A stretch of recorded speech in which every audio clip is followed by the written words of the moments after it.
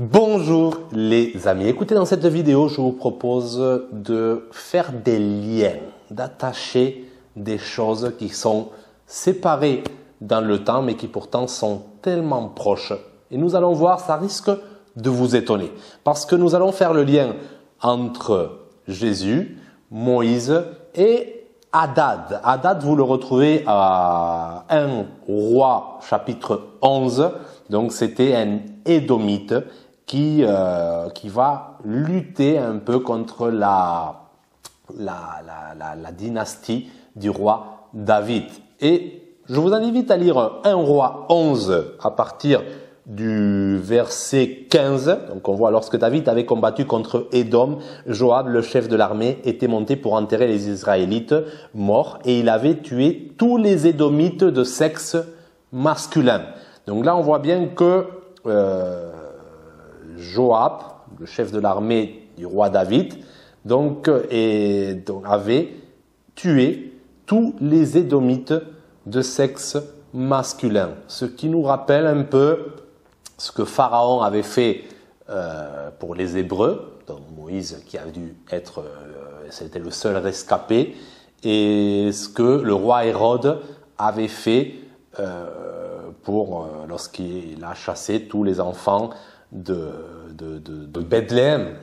Donc, où Jésus était pareil, le seul rescapé. Donc ici, Hadad était, verset 17, Hadad avait alors pris la fuite avec des serviteurs édomites de son père et s'était rendu en Égypte. Il était encore un tout jeune garçon. Donc on voit la fuite de Hadad, rescapé du massacre, vers l'Égypte. Moïse, pareil, rescapé du massacre, il rentre dans la maison de Pharaon.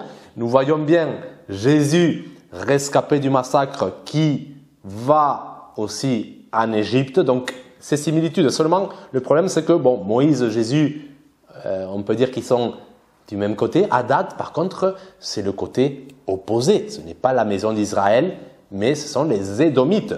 Donc, attention, continuons. Donc, du coup, ils sont allés à Pharaon. Chez Pharaon, l'Égypte, on va dire, avait accueilli Hadad. Et donc, celui-ci avait donné une maison à Hadad, avait pourvu à son entretien et lui avait accordé des terres. Donc, l'Égypte a donné tout à Hadad pour que Hadad soit heureux, pour que Hadad oublie en quelque sorte le traumatisme de la guerre, tout ce qu'il avait perdu, toutes les souffrances. Mais l'Égypte lui a donné tout pour qu'il oublie tout ça, pour qu'il tourne la page, pour qu'il passe à autre chose. Donc en plus, Hadad avait trouvé grâce aux yeux de Pharaon.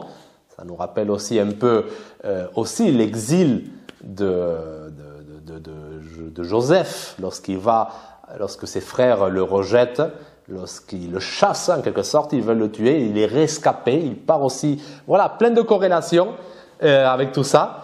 Et Joseph qui trouve aussi grâce aux yeux de Pharaon, Moïse aussi qui s'élève dans la hiérarchie, donc un peu tout ça, donc un peu cette image du chérubin protecteur qui était dans le jardin d'Éden, qui avait obtenu les richesses, tout ça, alors que pourtant cette souffrance, ce manque en quelque sorte depuis son enfance va les poursuit, continue à les hanter. Donc je continue à lire et à un moment Hadad, il apprend, toujours Hadad avec un œil sur ce qui se passe en Israël, et donc Hadad apprit en Égypte que David était couché avec ses ancêtres et que Joab, le chef de l'armée, était mort.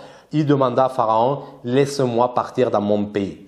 Donc voilà, ce chérubin protecteur, il avait tout à sa disposition, toutes les richesses, et non, ça ne lui suffit pas, il y a un manque, quelque chose qui le pousse, on pourrait dire, à sortir de ce jardin d'Éden, quelque sorte de sortir de cette prison dorée, parce qu'il se sent prisonnier, il se sent pas libre, il veut récupérer, en quelque sorte, revenir à son état d'origine, retrouver ce qu'il avait perdu.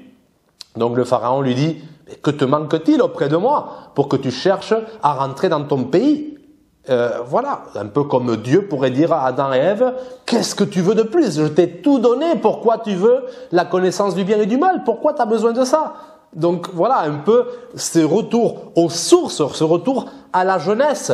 La jeunesse, voilà, le début, voilà, qui en quelque sorte, c'est une histoire qui se répète. Donc Jésus qui était en Égypte, ben, il aurait pu rester, mais non, il retourne, justement. Pourquoi? Parce que l'Égypte lui permet en quelque sorte de se refaire, de se remettre. L'Égypte représente un peu un point d'appui. Lorsque tu as un point d'appui qui se brise, l'Égypte était un autre point d'appui.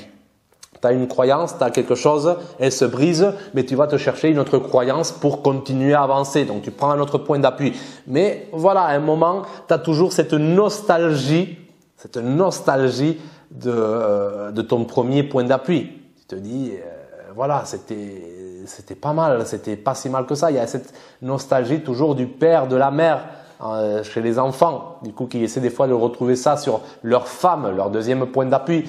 Mais voilà, il y a souvent cette nostalgie, ce retour à la situation initiale. Et la situation initiale, c'était auprès de Dieu. Avant l'existence, on était auprès de Dieu, dans la pensée de Dieu. On n'était pas encore créé, mais on était là, on était en quelque sorte avec Dieu et on ne faisait qu'un avec lui. Donc il y a ce désir qui est en nous et qui nous hante dans notre existence terrestre. Donc, quand le pharaon lui répond « Qu'est-ce qui te manque oui, que te manque-t-il auprès de moi ?» Donc, auprès de toi, il lui répondit « Rien ». Il répond, non, quand il dit rien, mais laisse-moi partir, c'est non, auprès de toi, il me manque rien, ton point d'appui était hyper solide, tu m'as tout donné, mais il me manque mon autre point d'appui. Je veux les deux points d'appui, je veux tout parce que j'étais avec le tout. Je ne sais pas si vous me suivez, donc je retourne, rien, mais laisse-moi partir. Adam, qu'est-ce qu'il pourrait répondre à Dieu? Pourquoi, si Dieu lui demandait, pourquoi tu as mangé de ce fruit? Mais, parce que, non, mais j'avais tout, j'avais pas faim, mais je voulais aussi plus. Je voulais aussi découvrir l'autre côté, le côté où je n'ai rien, l'autre côté, le côté opposé, le côté pour avoir justement le tout, pour revenir en quelque sorte, pour mieux revenir à toi, mon Dieu, pour mieux revenir à toi, il me faut te quitter, il me faut découvrir l'opposé, et là j'aurai le tout. C'est un peu le retour de l'enfant prodigue, cette histoire où l'enfant quitte le père, il va voir ailleurs, il va traverser son désert, il va découvrir la souffrance et quand il revient, mais quelle joie, quel bonheur, quelle jouissance que même le fils qui était resté toujours auprès du père, mais lui il passe en second plan parce que celui qui est parti devient le premier. En ce moment-là, il devient le premier. Donc celui qui reste toujours dans son jardin d'Éden, dans l'Égypte, il perd un peu, voilà, c'est la monotonie qui s'installe, c'est la routine, tu perds le plaisir tu n'apprécies plus en quelque sorte ce que tu as à sa juste valeur. Alors que quand tu perds quelque chose et tu la retrouves là, waouh, quelle jouissance. Donc le chaud et le froid, passer de l'un à l'autre, permet de mieux apprécier l'un et l'autre, de mieux apprécier le tout. C'est une idée, c'est un point de vue, c'est une interprétation. Vous dites ce que... Moi, j'essaie d'éveiller en vous des idées, des chemins, voilà, pour vous sortir en quelque sorte du désert, pour nous sortir tous du désert, parce que c'est aussi une quête qu'on fait tous. Voilà, donc déjà, Hadad va devenir un adversaire pour Salomon, fils de David, avec tout ça. Donc on voit bien en quoi, et cela, Jésus, pareil. Jésus est devenu un adversaire pour Hérode, pour sa descendance. Jésus est revenu, il pouvait rester en Égypte en quelque sorte, il pouvait rester avec ses idées de Dieu, de son Père, tranquille dans sa vie monotone, mais il a cherché d'aller à l'enfer, d'aller sauver les esprits en prison. Il est allé se compliquer la vie et souffrir ce qu'il a souffert parce que c'était sa passion et parce qu'il savait qu'en faisant cela, il obtiendrait le tout. Il obtiendrait le côté opposé et il pourrait justement s'approcher encore plus du Père. En quittant le Père, il s'approche plus du Père. Je ne sais pas si vous voyez cette idée, mais c'est la même chose.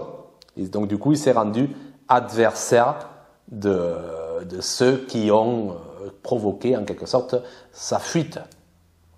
Donc la recherche toujours de l'opposé. Je ne sais pas si c'est clair, mais en gros c'est ça. Je ne veux pas continuer plus. Je veux vous laisser aussi cette soif qui va vous pousser à vous-même aller puiser de l'eau. Et c'est le mieux parce que si on dit tout, à un moment, quelle récompense? Voilà, écoute, tout ce que je sais, il me l'a dit, il me l'a donné, mais non, moi je veux souffrir, moi je veux chercher, moi je veux aller savoir ce que c'est mériter son nom. Et allez-y les amis, c'est pour ça ça fait brouillon, c'est pour ça ça fait, voilà, mais c'est une façon de vous dire, débrouillez-vous. Voilà, débrouillez-vous. Si déjà j'ai éveillé ça, écoutez, vous allez vous régaler. Prenez soin de vous et moi je vous dis à bientôt. Ciao!